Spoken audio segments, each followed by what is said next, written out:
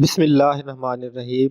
नाज़रीन, आज मैं आपको बताऊंगा कि ऑप्टीप्लेक्स 390 में प्रीवियस फ़ैन फेलियर और हार्ड ड्राइव फ़ैन फेलियर का जो एरर आता है इसको आप कैसे ठीक कर सकते हैं। तो देखें, सिस्टम मैंने यहाँ से ऑन करता हूँ, चेक कर लेते हैं कि ये एरर होता क्या है, कैसे नज़र आता है।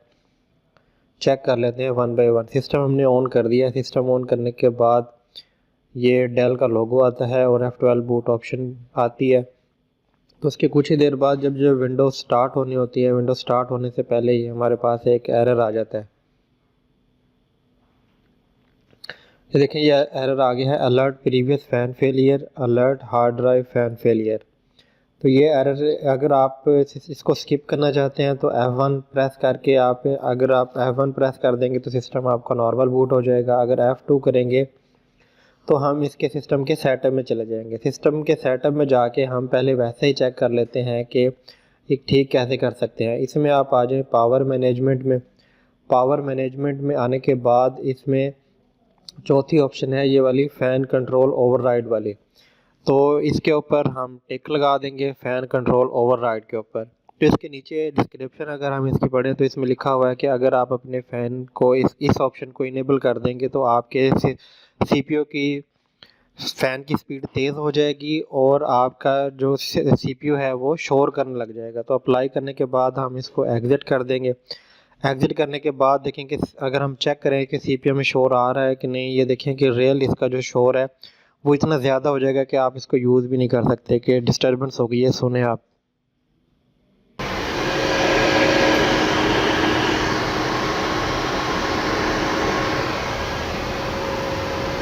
देखिए, सिस्टम का शोर काफ़ी ज़्यादा हो गया है। तो इसको हम चेक कर लेते हैं कि इसका करने से क्या होता है।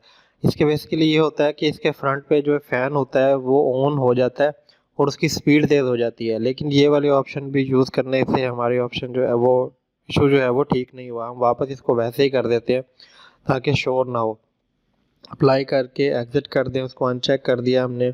अनचेक करने के बाद हम इसको दोबारा चेक करते हैं कि एक बार फ़ैन चल तो पड़ा है। दोबारा अगर हम इसको ऑन करें तो ये एरर आता है या नहीं आता। देखें, सेम टू सेम वैसे ही एरर आ रहा है, जिसके हम इसको कैसे ठीक कर सकते हैं। इसके लिए हम सिस्टम को बंद करते हैं। CPU हमने बंद कर दिया। बंद करने के बाद अब हम इसका ऊपर से कवर इसका खोल लेते हैं।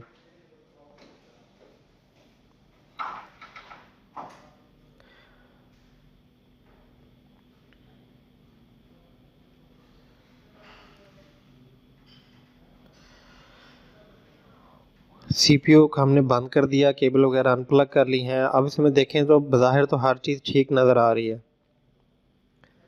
ये इसकी सप्लाई है।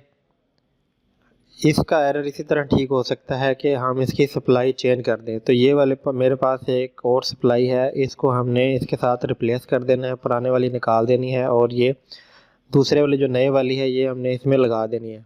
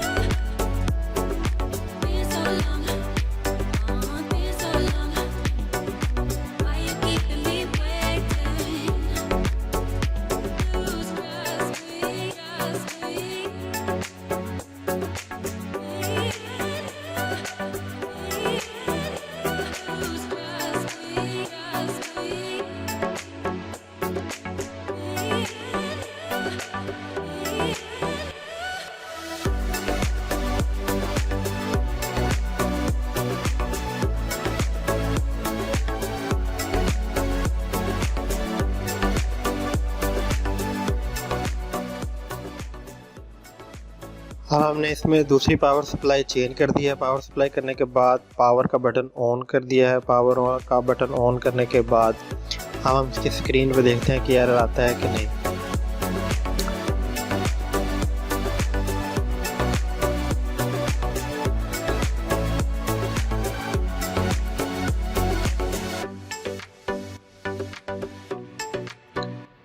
ये सिस्टम हमारा नॉर्मल बूट हो गया है। वो F1 वाली, F2 वाली, F5 वाली ऑप्शन कोई भी नहीं आई। तो इसका हल यही था कि पावर सप्लाई आप चेंज कर दें तो ये आपके इशू जो है वो रिजॉल्व हो जाएगा। तो उम्मीद करता हूँ नाज़रीन वीडियो आपको अच्छी लगी होगी। वीडियो अच्छी लगी है तो चैनल को लाजमी सब्सक्राइब कर लें और घंटी के बटन को दबा दें ताकि इस तरह की मज़ीद वीडियोज़ की नोटिफिकेशन आपको सबसे पहले मिलते रहें।